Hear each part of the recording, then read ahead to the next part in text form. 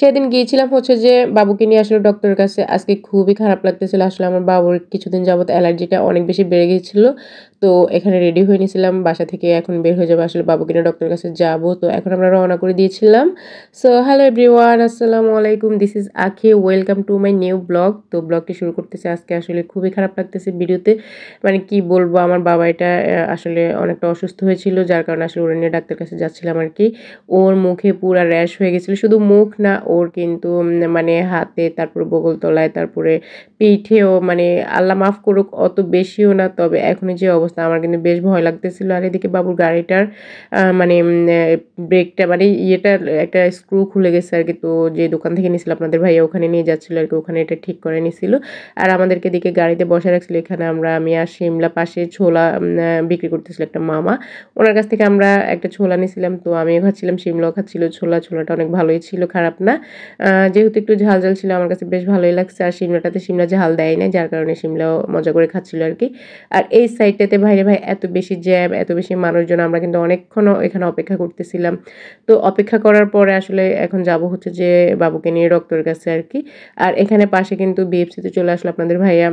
সন্ধ্যা যেহেতু কিছু খেয়ে নেবো আর কি, যার কারণে বিএফসিতে এসে এখানে বসে আছি। এখানেও কিন্তু আসলে অনেক রাশ ছিল। আসলে আমরা দাঁড়াই ছিলাম অনেকক্ষণ যাবত।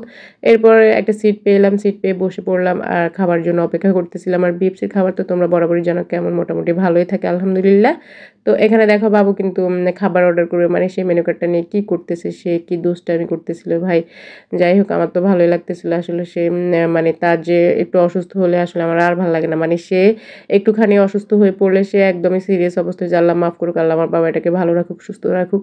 আমার আসলে ভীষণ ভয় লাগে ও যখন অসুস্থ হয় আর কি। এটা আসলে মনে হয় প্রত্যেকটা মায়েদের ক্ষেত্রে হয় আর কি। বাচ্চারা যখন অসুস্থ হয়ে পড়ে তখন আসলে মা বাবা আসলে দুজনের টেনশনটা একটু বেড়ে যায়। আর এই যে দেখো তোমরা, মুখের মধ্যে দেখো ওর কি পরিমাণ র‍্যাশ, এটা নিয়ে আসলে আমার বেশি ভয় লাগতেছিল। এদিকে আমি তাকে একটু চিকেনটা খাওয়া দিচ্ছিলাম, খাবারটা চলে আসলো।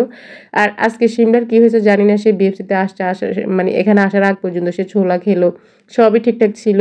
বাট যখন বিএফসিতে ঢুকতেছিলাম তখন ওর মনটা কেন জানি খারাপ হয়ে গেছিল, আমি জানি না কিসের জন্য। আমিও কিছু বলি নাই, সে নিজে থেকে হঠাৎ, মানে সিমলার হয় কি মাঝে মাঝে হঠাৎ হঠাৎ মনটা খারাপ হয়ে যায়, সে একদম চুপচাপ হয়ে যায়, আবার মাঝে মাঝে ঠিকঠাক, মাঝে মাঝে আবার ঠিকঠাক থাকে আর কি। তো এই তো আমরা খাওয়া শেষ করে চলে আসলাম বাবুকে নিয়ে ডক্টরের কাছে। এখানে অ্যালার্জির জন্য বাবুকে ডক্টর দেখাবো। তো এই তো এখানে ডক্টর দেখাতে আসার পর তার জেঠুরা আসছিল, তার জেঠুরা তাকে দেখতে আসছিল আর কি।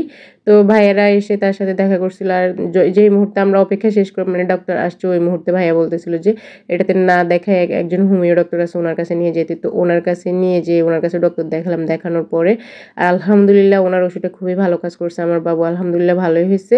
আর এদিকে দেখো শিমলা তো কিছু খায় না, যার কারণে ওকে একটা বেলপুরি নিয়ে দিচ্ছিলাম। আর ওর বেলপুরি খাবার দেখে ভাই আমি কি কন্ট্রোল করতে পারি? আপনারাই বলেন, এই খাবারটা দেখে কি কোনো মেয়ে মানুষ কন্ট্রোল করতে পারবে?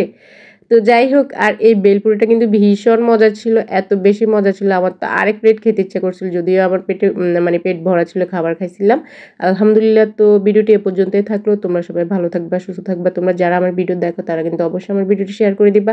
আর যারা যারা আমার পেজটিকে এখনো পর্যন্ত ফলো করো না তারা কিন্তু অবশ্যই আমার পেজটিকে ফলো করে দিবা। তো এই তো, আল্লাহ হাফেজ সবাইকে।